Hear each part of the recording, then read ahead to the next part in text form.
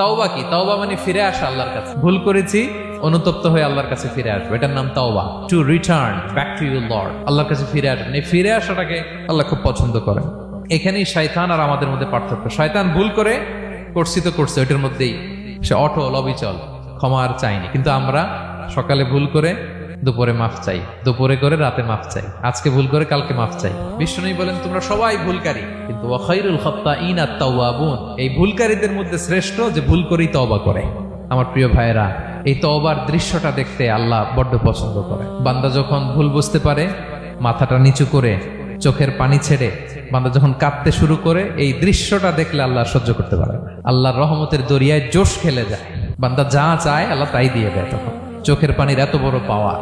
এজন্য আমরা ভুল করে যেন অটল না থাকি, আল্লাহর কাছে যেন ক্ষমা চাই, আমরা যেন ফিরে আসি তার দরবারে। তার দরবার সবসময় খোলা, এবং তিনি এই তওবার বা ফিরে আসার দৃশ্যটা দেখতে কত পছন্দ করেন শোনেন। রাসূল সাল্লাল্লাহু আলাইহি ওয়াসাল্লাম বলেন, ওয়াল্লাযী নাফসি বিয়াদিহি, তার শপথ যার হাতে আমার আত্মা, লাউলাম তুযনিবু, তোমরা যদি ভুল না করতে, লা যাহাবাল্লাহু বিকুম, আল্লাহ তোমাদেরকে ধ্বংস করে দিতেন। ওয়ালা জাআ বিকওমিন, আল্লাহ এমন এক জাতি তৈরি করতেন, ইউযনিবুন, ওরা খালি ভুল করতো, ফায়াস্তাগফিরুন, আর ক্ষমা চাইতো, ফায়াগফিরুল্লাহু লাহুম, আর আল্লাহ তাদের ক্ষমা করতেন। সুবহানাল্লাহ বললেন না?